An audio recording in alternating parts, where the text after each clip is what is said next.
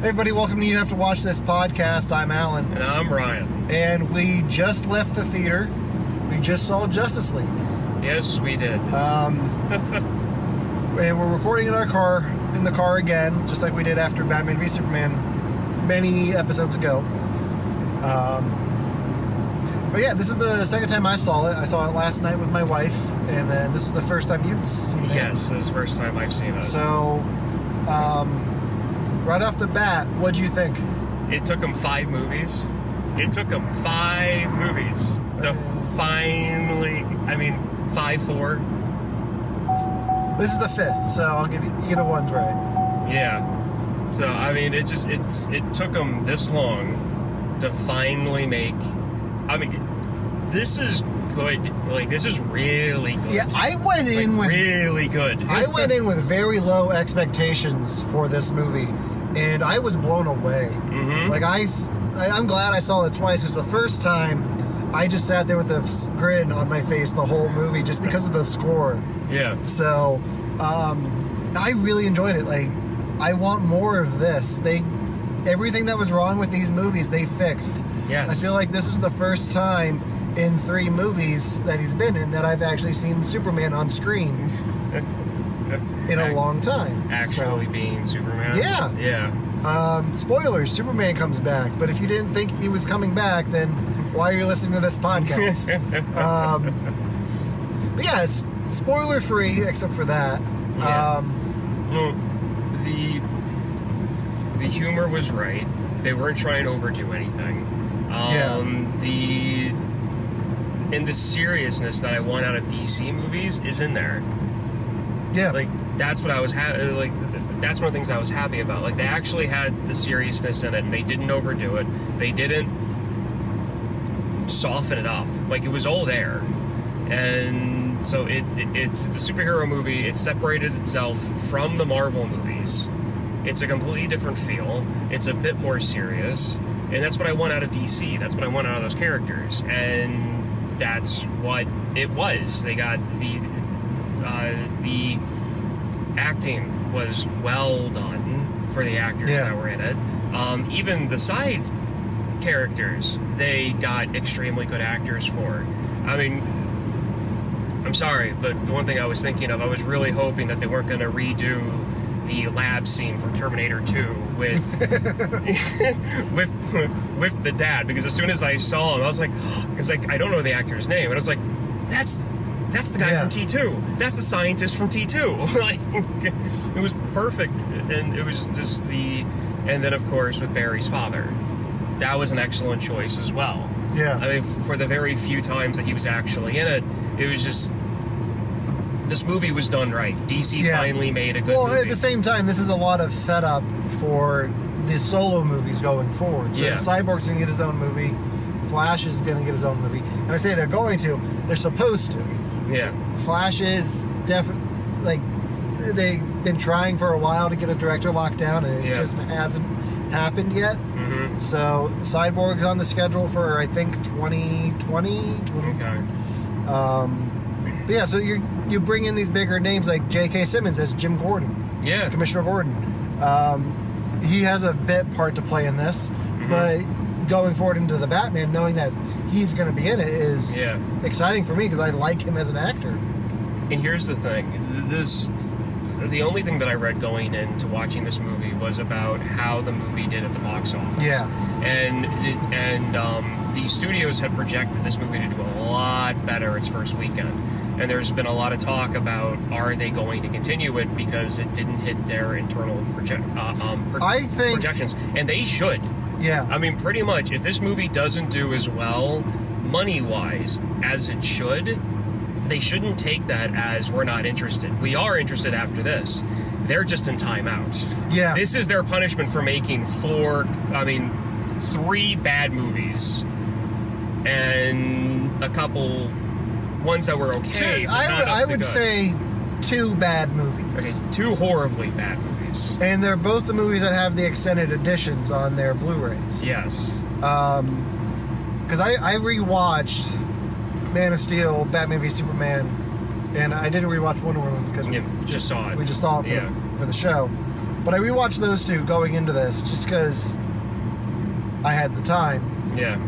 Not getting into that. But I had the time, so I was like, I'm going to watch these. Yeah.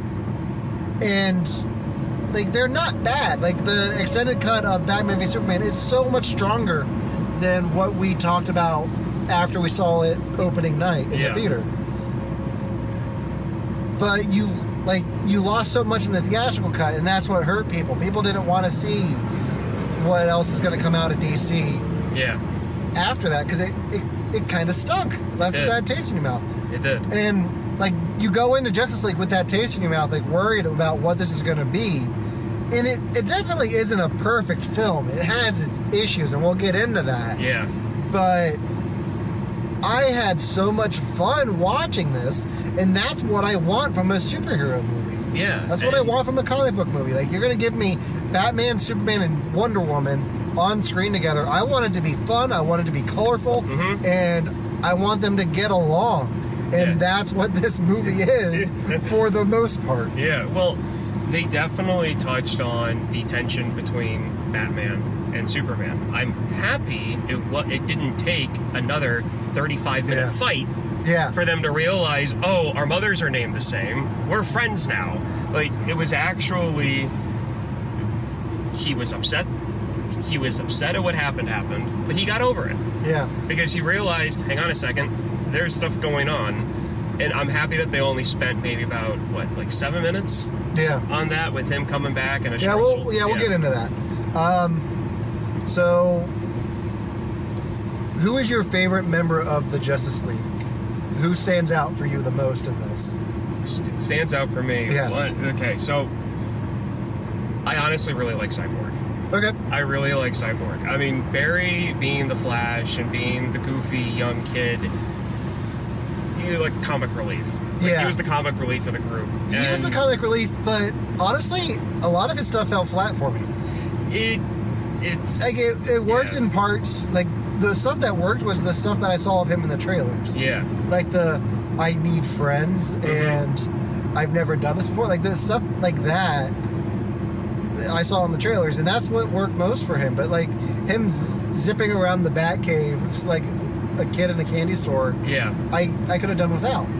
I found that to be funny. Just because, now, if they didn't make the you talk to fish, you dress up as a bat, jokes, then Barry doing that, to me, would have been out of place. Yeah. But because they still flash the little, we're still going to kind of real, it's a superhero movie, so we're not going to take ourselves too seriously. Yeah. So almost every character had that little sarcastic, cynical comment made either by them towards one of the others or just towards them. And I feel like Barry, being a kid, zipping around the Batcave the way he did, was basically a joke of him just telling on himself the way Aquaman made fun of Batman and Batman made fun of Aquaman. Yeah. That's I think my favorite is definitely Aquaman. I think he stole the movie for me.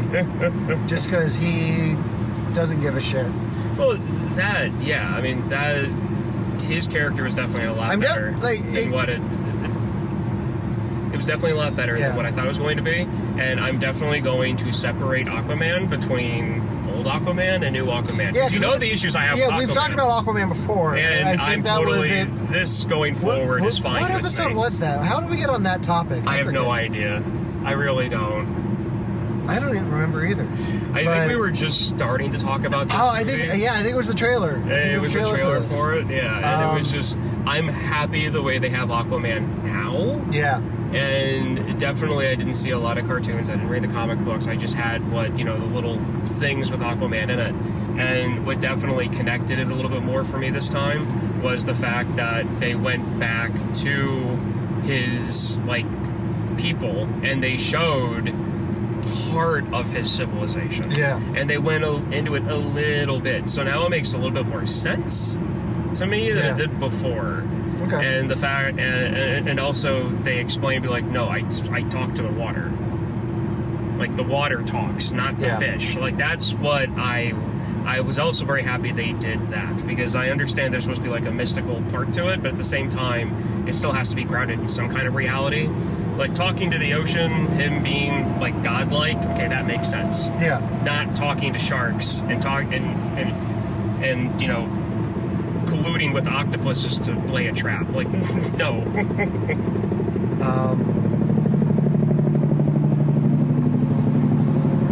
I think one of the weakest elements of this movie is the villain.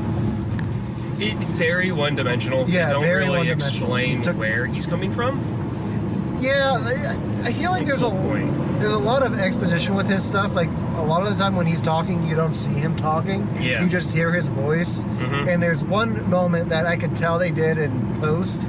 Like, this movie is really uneven in parts. Mm-hmm. As much as it's enjoyable, you can tell that there were reshoots, and because some of the CGI, like some of it looks CGI where it shouldn't, Mm-hmm. and there's some cuts that are strange, and you can tell don't actually line up perfectly. Yeah. And there's like inserted lines that just don't fit. Like I think there's one line that Alfred has that's just a gag line, and I don't know for sure if it was actually Jeremy Irons who said it, because listening to it the second time, it's when Diana is going off to see Cyborg. Oh, somebody has to. Yeah, somebody has to. It's like, looks like you've got a date, Miss Prince. Somebody has to. Like it almost doesn't sound like Jeremy Irons. And there was a moment with Steppenwolf, the villain, that happened too. And I'll get into that with spoilers in a bit.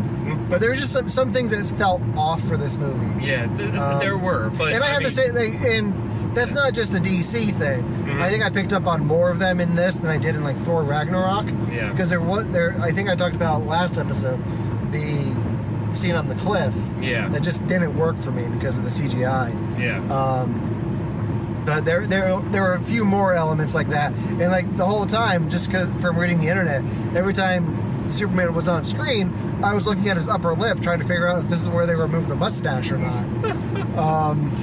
And I'm pretty sure I could figure it out, but I'm trying to think if there's anything else non-spoiler. It just the score. Let's talk about the score. The score. There were moments, and I know we talked about this before. Yeah. So I knew going into it that they mixed the if I remember correctly, the original Tim Burton Batman movie theme. Yeah, Danny Elfman's Batman theme. Yeah. John Williams' Superman theme. Yeah. And Hans Zimmer's Wonder Woman theme. And there were moments where you could hear it, and I don't notice music that much, and I told you this. Yeah. During one of the other sessions that we did, but in this one and it was perfect timing. Batman is driving the Batmobile and goes into a skid, and you can hear the first two bars, whatever lines on the paper of the Michael Keaton Batman song, and it was perfectly timed. It was just enough. Yeah. That it was the Batmobile goes into the skid. The whole time he's in the Batmobile, that's all it is. It's just the Batman theme from '89. But that was the only part that I recognized, though, because I think they didn't skew it in any way. No, it's straight up like most of the score for this movie is from the 1989 Batman movie. Like, it's Danny Elfman doing the score. So this is the most Danny Elfman score since 1989. I was so blown away, even from the Wonder Woman's opening scene. Not even her theme, just when it's in the trailers, but the robbery with the guys breaking into the place. That seemed like that. You could take the music from that, or music from the animated series, and flip them. And it would work perfectly. Like that's what they needed to do. This movie. Sorry. Yeah, go ahead. When it comes to scores, I know that I've been a stickler, and I really hate the fact that they use the electric guitar in the Wonder Woman theme. Yeah. They didn't do that in this. No. And it was just brass horns, and it fit. It fit. I know that I said about tribal because Amazon and being old and everything else, but without the electric guitar, it fit so much better for me. Yeah. Like, it was, as soon as I heard it, I was like, oh, yes, finally! Yeah. Finally! And we didn't get much of that theme. No. It was like right Out of the beginning. three, we got just a taste of that. Yeah. We got a little bit more Superman's. Yes. But even that, like, Superman's not in the whole movie. So, No. like, the moments that they used it were strong moments. Like, that's where you needed to. And there was one moment, I'll get into that later. Never mind. Trying to think what else. I don't know if there's anything else we can talk about that's Without getting not into spoilers. Yeah. This is your warning. Spoilers are ahead. If you haven't seen the movie yet, definitely go check it out. Don't believe what the critics are saying, except for us. If you want to consider us critics. Yeah. Oh, we just don't get paid for it yet. True. Anyone Yeah. who wants to sponsor us, we're here. We're here. We'll take your money. But yeah, so that's all for not spoilers. Spoilers ahead. Okay, no one really dies in this. No one dies. Which, honestly, I'm happy about because it's the introduction to the Justice League. My biggest... What I like most about this movie is we talked a lot about, in our Batman v Superman episode, they didn't earn the death of Superman. No. They jumped the gun on that. So they didn't earn the death of Superman, so they didn't earn the return of Superman. But I feel like the way they went about bringing him back in this makes up for the error of killing him to begin with. Mm-hmm. Like, his rebirth definitely gives you a new sense of Superman. Like, this is the first time in 3 movies that I feel like I've seen Superman on screen. Yeah. Because he's not brooding, he's not grumpy, he's not what we've seen before. He's not Batman with a blue suit. He's Superman. He's smiling. He's happy. He's cracking jokes. Like, he's talking about truth and justice, all that stuff. I feel like they kind of righted the wrong from when they killed him. But I remember when we saw, for our first episode, I believe, was Man of Steel. Yeah. And I remember that we kind of talked about this, and it kind of overflowed into Batman versus Superman, was the fact that I did like how they made Superman depressed at the beginning. Yeah. When it came to him dying, definitely was too soon. Yeah. I had major issues with Doomsday being in Batman versus Superman to begin with, period. Yeah. And then to have all that play out. But the way that they did bring him back, I feel like finally having Superman being Superman, like the normal classic Superman, fits for him coming back to life. Yeah. And then so all of that's everything that happened to him in the past, he's still there. I mean, he still remembers it. It's still part of who he is. But I feel like him dying and coming back from him being like emo pretty much, brought him to where he is now, to a point. Like coming back and seeing Lois and seeing his mom and being back at the farm, even though he didn't go back in, which was a funny joke. Yeah. I already spent enough time in a wooden box. That was good. I feel like him being Superman now is a cause of him dying and coming back. Yeah. Which I kind of liked. But the fact that he died and had to be brought back was done way too soon. Yeah. One of my biggest issues with this movie, and I think it slows the whole thing down, and then some, is Lois Lane. She did not need to be in this movie until they bring Superman back. Because they do this setup where they have what each member of the Justice League is doing, and they're building up the villain story and the mother boxes, and then there's just a scene inserted with Lois and Martha at the Daily Planet watching a newscast of some woman swearing, which seemed really out of place, and it just interrupted the flow of what they were building to.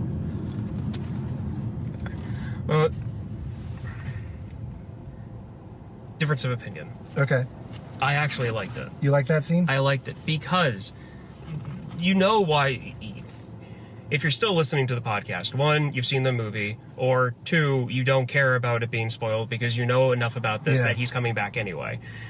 The fact that they're going back and they're showing everybody, they're bringing everybody back together. Lois being who she is for Superman, to me, it kind of makes her not part of the main core of the group, but she's there. Yeah. And so I feel like having her just a little bit, because if they were to be talking about, I'll bring out the big guns in case he goes nuts and all this other stuff, and then have her just show up towards that point, to me... okay, so maybe what I mean to say is I don't need that scene of her and Martha. Like, you could have her in the opening montage of, like, with that cover of the Leonard Cohen song. Everybody knows. You can have her in that montage, being all sad and droopy face because Superman's dead. Okay. But I don't need her talking to Martha about, I'm writing fluff pieces now because Superman's dead, and that's not Lois Lane. Like Lois Lane, like the fact that she can't write because Clark and Superman's gone, like that isn't the character, and I don't think that's. Like, I don't like what they did with her in this. Like, it would have been better if when she came back, like, she's sad because he's gone. Like, she misses him. That's fine. You show that in the montage, and then you don't see her again until they bring in the big guns, and it's her and Clark going off. I think that would have been better. Like, you don't need that scene of her and Martha, like, awkwardly talking in the Daily Planet.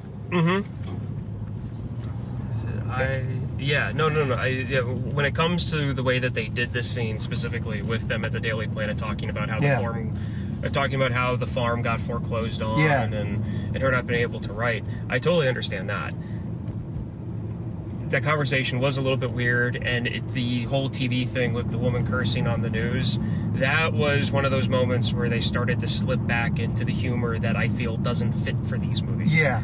And it doesn't. And it doesn't. One of the things that I do like, and I hope they're doing, is that I really hope that somebody in the writing room or director's chair, whatever, when it comes to DC, like Marvel, there's a ton of storylines that have to do with romances and boyfriend, girlfriends, husband and wives, and all this other stuff. I really hope that they just stick with the relationships that everybody kind of knows about and doesn't try to go through any of these, like, changes. Yeah. I'm really hoping that they're setting it up to where the reason why they had them act the way that she became depressed and everything else is because before these movies are done, they're going to be a stable relationship through the entire thing. Yeah. That's what I'm hoping they're building this up to. Because if they don't, then it's pointless for how they built it up. I feel like they're building it up to her death because of the whole Barry traveling back in time and talking to Bruce. Like, it's Lois, it was always Lois, like that whole thing. I feel like eventually they're going to build to her death if they get to that point. Are they... but they are going to be doing the paradox thing. Yeah, they're doing Flashpoint, so who knows? Okay. That's a whole nother issue that we can talk about later. Yeah, just for me, like, I didn't need that scene. It's like that in that scene. What they did with Lois's character sucks. Like, I don't like that. But I also don't like the whole, the farm got foreclosed on because I don't care. Like, don't tell me, show me. Like, it's better to show me that the farm is foreclosed on. Like, you show me that in the opening montage. I get it. She lost the farm. I don't need explanation. Like, just show me. Show, don't tell. Yeah. Like, filmmaking 101. Show, don't tell. And there's a lot of telling in this. And I don't necessarily need that. Other spoilers. I liked Bruce's arc in this. I like Ben Affleck as Batman. Which is it true that he wants out? I don't know. Because there's rumors going around that he wants out. It's that DC wants him out. I can't imagine that he's super thrilled about not directing the Batman anymore. Yeah. And that they threw out his script. But he's a great Batman. This movie actually let him be Batman a little bit. Yeah, and oh, that reminds me, the very first scene where he ties the guy up.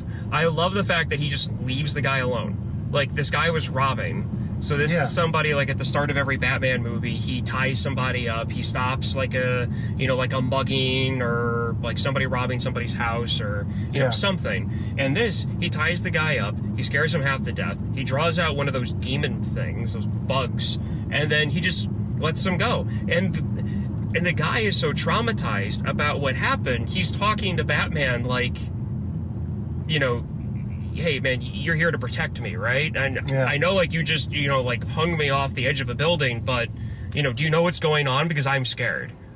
Yeah. Like, I love that opening. Yeah, I really like that opening too.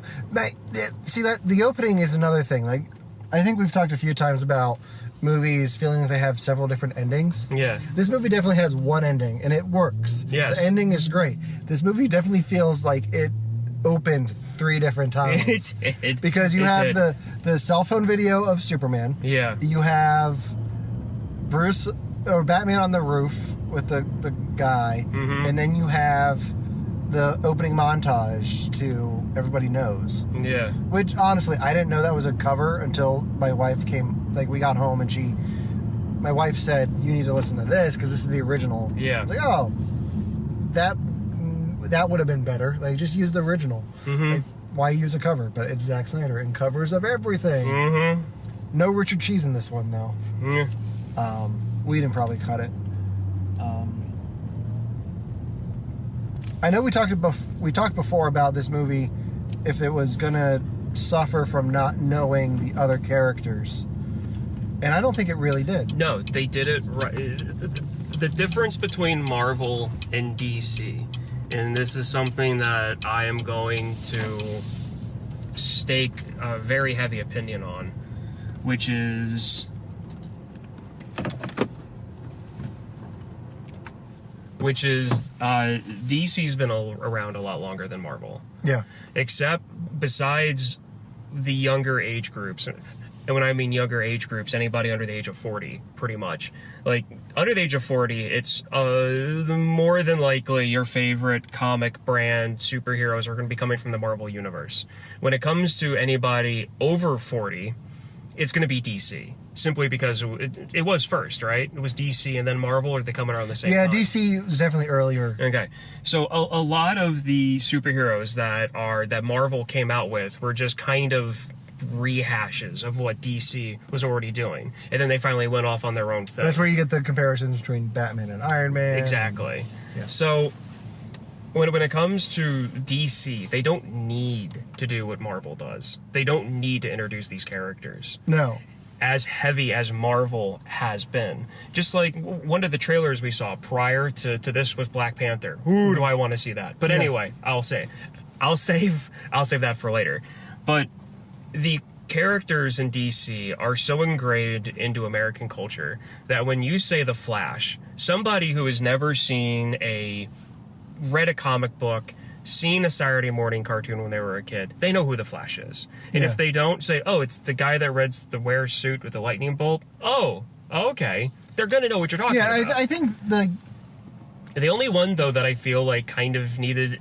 They spent more time on his backstory than Barry, and I'm happy about that, was Cyborg. Yeah. Because that was one that I didn't really know that too much about. In the Cyborg thing, it's more integral to the plot of Justice League because you have the mother boxes as the MacGuffin. Yeah. So, and he was created by the mother box. Mm-hmm. So they needed to establish that, and like, he's a newer addition to the Justice League. Like, he took the place of Martian Manhunter. Yeah. And in the New 52. So, like, bringing him in to the Justice League makes sense because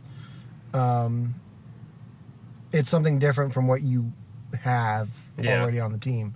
You get that technical aspect to the team, like that, the tech guy. Yeah. Where Batman's the detective, Wonder Woman's the brute force. Mm-hmm. Flash is the speed guy. Aquaman talks to fish, and Superman is everything you need. Yeah, pretty much. So, and I really felt that it was well rounded. Another thing that I really liked that they showed is that Green Lantern. Yes, let's talk about Green Lantern. And this is one of my interesting, I would say it's odd for myself. Like if somebody told me this, I would think it was odd, but it's me. I've never really read a Green Lantern comic. I only know that there's different colors of Green Lanterns because I've been told that from people who have read the comics. And Green Lantern really wasn't big on the cartoon scene when I was watching the Saturday morning superhero cartoons. Yeah. But Green Lantern fascinates me. So I'm really happy to see that they showed the Green Lanterns in the 5,000 year ago battle that they had. What was like a 3-minute montage of that? Yeah. Not a montage, but they were explaining it. I'm happy to see that the Green Lanterns are actually going to be in this. Eventually. I honestly thought that he was gonna, like, a Green Lantern for Earth was gonna show up in this. Yeah. And he didn't. Spoilers, but I thought he was, because at the beginning of the movie, the opening logos, like, they have Green Lanterns. They have in there. everyone and Green Lantern. Like even Cyborg's in that, I think. But Green Lantern showed up. So I leaned over to my wife the first time we saw it last night. I was like, I'm calling it now. Green Lantern's going to show up.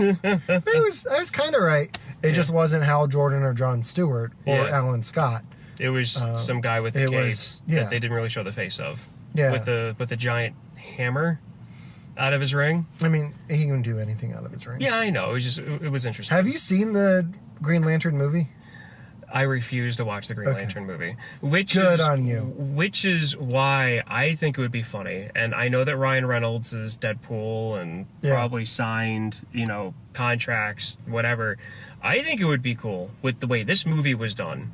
They need to continue with this formula that they did for Justice League with the rest of their movies. And if that's the case, and they start to get better, and they start to be DC, I would really like to see Ryan Reynolds get another crack at it.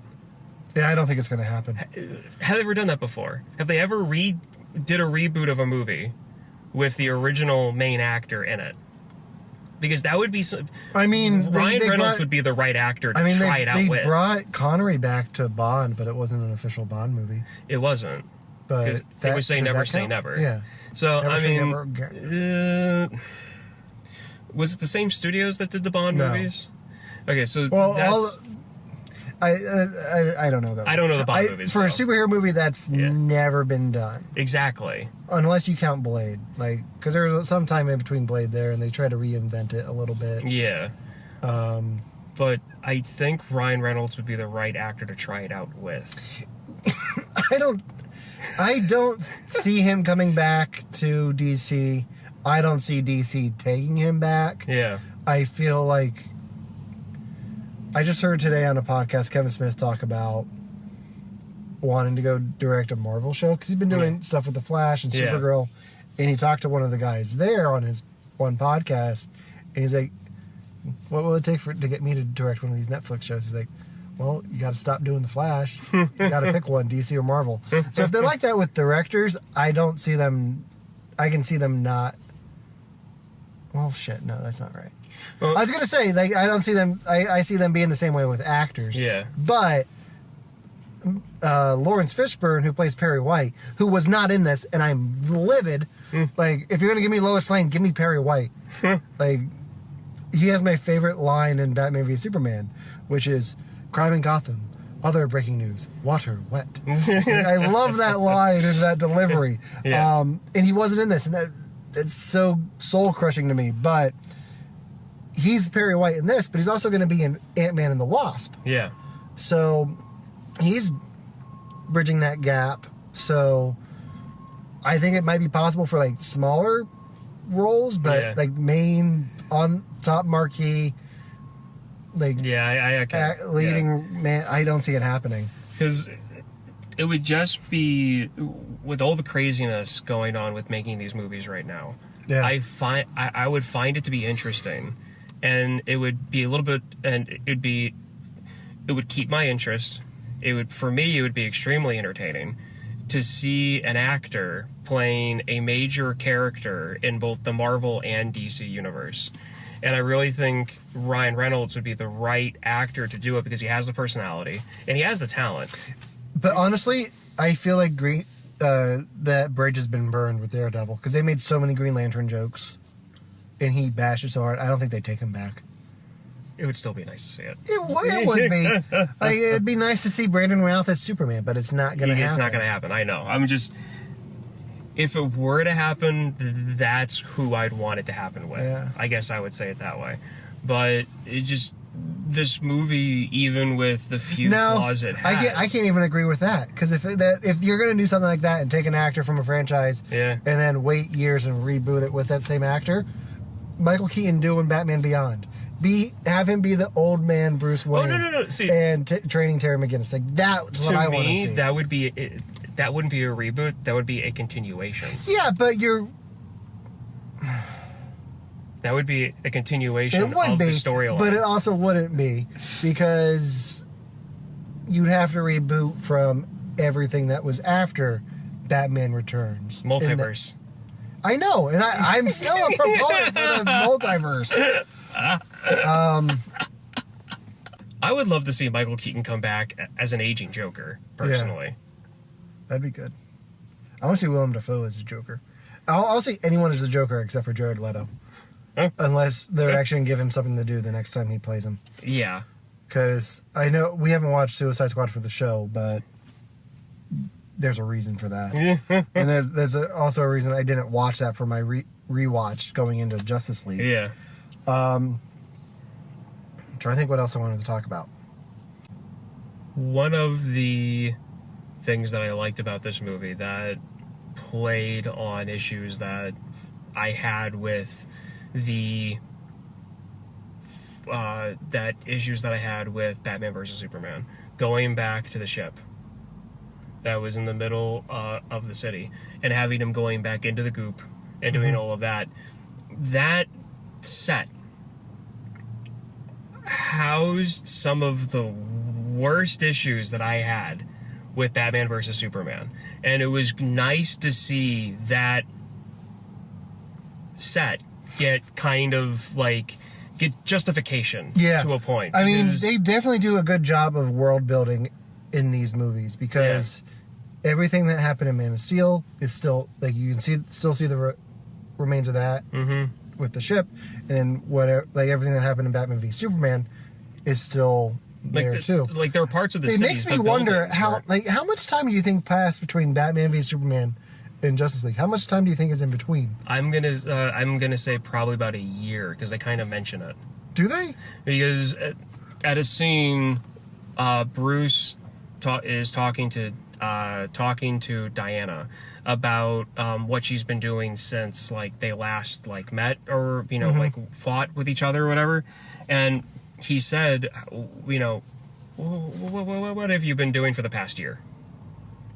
Okay. And for a year's timeline kind of makes sense because they showed one of the skyscrapers that was, like, getting rebuilt or was severely damaged, and they showed that it was kind of, like, supported, still in use, because there were parts of it that were, like, see, I also wouldn't have been surprised if it was only a few months after. That could have also been the case as well. But I missed the line about the last year, so I don't know.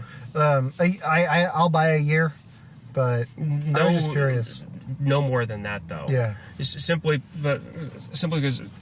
because everything that was going on, everything that they dealt with, and for how long it took them to figure things out when it comes to the bugs. And what was the guy? Was it Steppenwolf? Yeah. Now I understand why that band called themselves Steppenwolf. If that's, I'm guessing that's another Greek mythology, Roman mythology thing. Yes. Okay. So now I understand where the band got their name from. Yay. Okay. You learn something new every day. When it comes to Bruce having those visions, that nightmare thing that he had with the bugs, first off, I thought was completely different than the dream because it was like a desert wasteland, and it ended up looking something like something out of a Tim Burton nightmare Yeah. when it came to like the landscape. But so I was kind of thrown off by that because I figured the vision he was having with the things flying around in the desert with him wearing like the goggles and the trench coat and everything, I figured that's what was coming in this one, that their villain was going to be bringing that on. Yeah, I don't know if it was supposed to be this one and they changed it, or if that's down the line. Yeah. Because I hinted at this before, one of the other lines of ADR that didn't fit for me was when the one time they mentioned Darkseid. Yeah. It's so... That seemed out of place. So out of place. Yeah. And I get it that you want to establish that Darkseid is coming. Mm-hmm. But again, show, don't tell. Show me the Omega symbol that he uses. Show me him like you do Thanos. Him in the post-credit scenes. Do something. Just don't be like, oh yeah, we're doing this for Darkseid, guys. Like, no, that doesn't count. Like, it's so shoehorned in that it takes me out of it. I don't really care that Victor Stone's dad's gone or is getting kidnapped because I'm so pissed that line is poorly inserted. And I think a lot of the technical issues I have with this movie is because they were rushing to get it done. Yeah. Like, they were doing reshoots up until 2 months ago. Ooh. Which is insane. Like, I didn't think it was going to come out this month. Yeah. I thought for sure they were going to push it back to like March. It would have been interesting if, let's say, the Bugs, they didn't really have shields. They had those like pulse weapons. Yeah. Like I don't even want to say laser because they weren't lasers. They were like pulse energy things. But it would be interesting for their armor to have Darkseid symbol on it.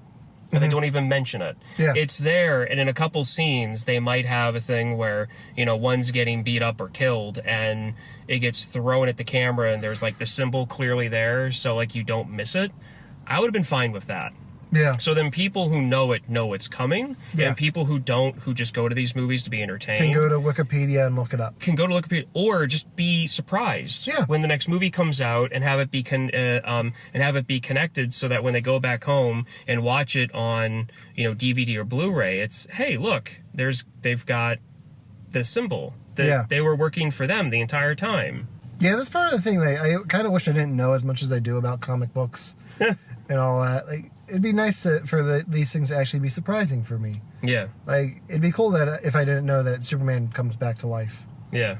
I was really worried about how they were going to do that, and I'm really happy with the payoff. I was secretly hoping they were going to do the metalhead Superman.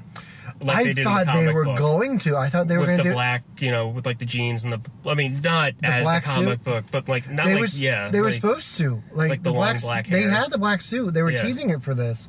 I don't know if that was just to throw people off the set, or if there's an extended cut of this movie that has that. I don't know how you'd fit it in. Really hoping for like metalhead Superman. I'm really curious. My wife and I were talking about this. I really want to see what the shooting script for this looked like. Like, I want to read this for like the draft of the screenplay that they went into production with, and see how that differs from what we got. Because I think you and I talked about it a little bit, maybe not. Back in the spring, Zack Snyder stepped away from this to deal with a family tragedy, and Joss Whedon stepped in to direct post-production, and then he spent several weeks, if not months, doing reshoots. Yeah. So he got a screenplay credit. So in post-production, this movie changed a lot, and I'm really curious how that is. Like, what changed? How much of it was minor? How much of it was major? Because if he got a screenplay credit, I'm guessing it's a lot. And I don't know how much of the humor was he added or what. Whatever happened, it ended up being right, because this movie could have been horrible. Yeah. There were moments where I was a little afraid of how they were going to handle things. And some of the small critiques that I had about Wonder Woman and her character, they didn't really do in this movie. They didn't slow-mo every single kick that she did, which I liked. They didn't do a 45-second slow-mo of her ricocheting 45 bullets out of an assault rifle. Yeah. From killing. Yeah, it was quick. The way it should be. Yeah. It shouldn't be slowed down. And when they did do the slow-mo... It was one bullet. Huh? It was one bullet for the slow-mo. I'm not even... Oh. Yeah, not even for that scene, but just throughout. Because you use the slow-mo for the Flash. Yeah. Kind of like they did for Quicksilver. Like, in the first time, it's cool, and it's like... everyone's super slow, and he's fast, and... like that's cool and all. Like that's their take on the Quicksilver stuff. Because you can't copy that exactly without people getting pissed. But when Superman comes back and he's running around and Superman just turns his eyes and follows him, and he's like, oh shit, hysterical. Like that. That's the humor that DC needs. Yeah, because like it's ridiculous that you have a superpowered alien fighting a robot, an Amazon warrior, and a guy from the ocean, and this kid is running around them. Like, it's ridiculous. Like, you have to have these jokes in there. But just I go one step. Just the look on Barry Allen's face is like, oh fuck. It's like, and there were a lot of just reaction shots in this that stood out to me. Like, that's one of them.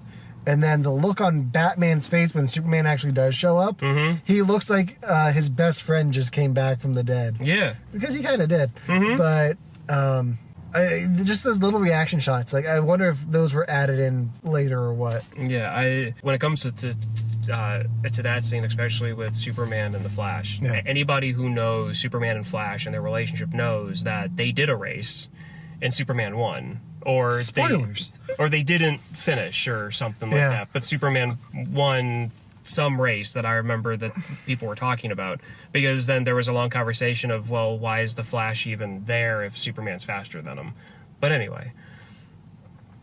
Superman can't be everywhere at once. Showing that in that scene. Like, they did a lot of subtle things that they normally spend too much time on. Yeah. They normally spend too much time on little stuff, like how Superman is faster than Flash. They did that with a credit scene where they had them, about to race. They didn't have some stupid 40-second, 30-second conversation between him and Barry at the end of the movie about him being faster or make some, comment like that. They just showed it in that one scene without speaking it. This is where DC needs to go. This is the direction that they need to head. They need to be serious. It's more Marvel-like, but it's not Marvel. Exactly. It's their own take on it. Like, I think what more audiences will like to see. So I'm curious what will happen with the franchise now. Like, the box office numbers are disappointing. They cannot be discouraged by it. They can't be. And because it's their own doing. I think the fact that it came out the week before Thanksgiving, the weekend before, will help it. Because we saw it on a Monday afternoon, and the theater was pretty packed. Yeah, it was, actually. I was surprised. I thought it was just going to be us, but like there were more people in that theater than I expected on a Monday morning. Yeah. So I think with people having off school and off work this week, I feel like more people are going to go see it if the word gets spread around. Like, I had a friend on Facebook, Mark, who is like, "Fuck what you heard. Justice League is good." Yeah. And there's like, the last I checked, there were like 50-some comments on it. Yeah. And I haven't said anything yet because I didn't want... I wanted to just not hold off all my thoughts until the podcast. But he's right. Like, don't listen to the critics. It's good. The fact that they held off on the Rotten Tomatoes score for this until the last second, I'm okay with, because... who cares what Rotten Tomatoes says? Like, that shouldn't decide. If a movie gets a bad score on Rotten Tomatoes, it's not going to make me not see it. Well, like, I don't care. When did Rotten Tomatoes become the scapegoat for bad movies, anyway? I think with DC. I think, like, Batman v Superman was, like, the turning point where people were like, oh, man, did you see what the score was? I know, but people have been doing that for... ever since, like, movie critics since the 80s. Yeah. Well, see, it's gotten worse. Like, this isn't a movie for the critics. Like, critically, there are, like... Oh, there's movies out there that are like that. Yeah. The Fifth Element is one of them. Yeah. It got bombed by the critics. Yeah. But you'll find hardcore fans. This movie definitely has its issues, and we've touched on most of them. But this isn't a movie for the film scholars of the world. This is a movie for the fans. And this was what the franchise needed. Like, this is the fresh blood that it needed. Like, after this, I want to see another Superman standalone movie. I want to see the Batman standalone. I already wanted to see more Wonder Woman. Yeah. I could do without the Flash, but I definitely want to see Aquaman. I don't know what you do with a Cyborg movie, but that's a whole other thing. See, and that's part of my... Even though I want them to go down this road, but this is another reason why I'm okay with them not giving standalone movies to some of the main characters. And it's because I don't really know...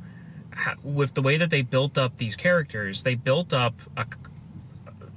two of them mainly, Cyborg and Flash, were built as team players, not standalone people, in a sense. And that's what worries me about them doing Flashpoint right off the gate. Like, they didn't earn that either. They didn't earn the Death of Superman or in the Return, and they haven't earned Flashpoint yet.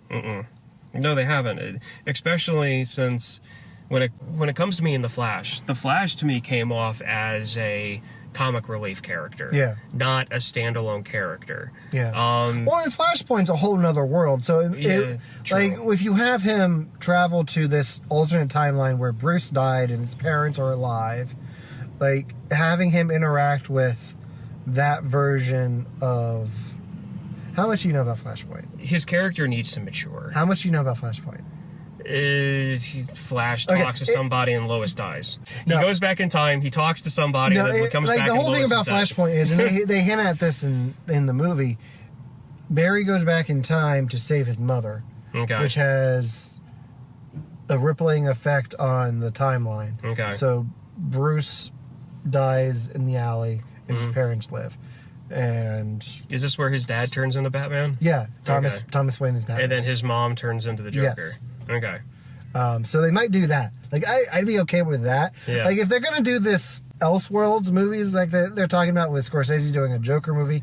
Like, if you're gonna do a standalone Flash movie, like, I'd be okay with that for like one movie, but don't have it change too much about this world that you've already spent 5 movies establishing. So I'd be okay with. If it's one of those where it's kind of like an offshoot and it's like, hey, this gets into the there whole are things that you could change if you wanted to. Like, that could be the way that you recast Batman. Like, he comes back and Batman's just different. Because something happened. Like, I don't... Like, that... Like... That'd be your way of recasting. I wouldn't want that to happen. Like I said before, I like Batfleck. Like, he's a great Bruce Wayne. He's a great Bruce Wayne. And I feel like the style of Batman that they picked for him works. And he got to be Bruce Wayne in this a little bit. Like, he definitely was more Batman. He definitely, like I said before, he definitely grew the most. Like, he definitely has changed since Batman v Superman. And I think you needed that to get the Batman we have in this. But I think the next movie is Aquaman. So that I'm excited to see that. And then I think I can't keep track of what's what coming from DC. I hope they don't reboot the whole franchise. Same here. Because this gives me hope. It's like a river. It's funny because I'm wearing a Superman shirt. I did the thing. There you go. Speaking of Superman in The Thing, he did the thing in the alley with the shirt. I forgot to mention that. I love the fact that they did that. And he was wearing the classic tan trench coat with the glasses, the white shirt, and the red tie. Like I said, he was Superman. He was Clark Kent. Like, they got it right. They got every character in this right. And I love it. But go see Justice League. Go see it again. Like, support this movie. It's not perfect, but it's damn good. It's good. It's good. Go have fun. For you have to watch this podcast, I'm Alan. And I'm Ryan. And I can't think of anything clever to end this on, so...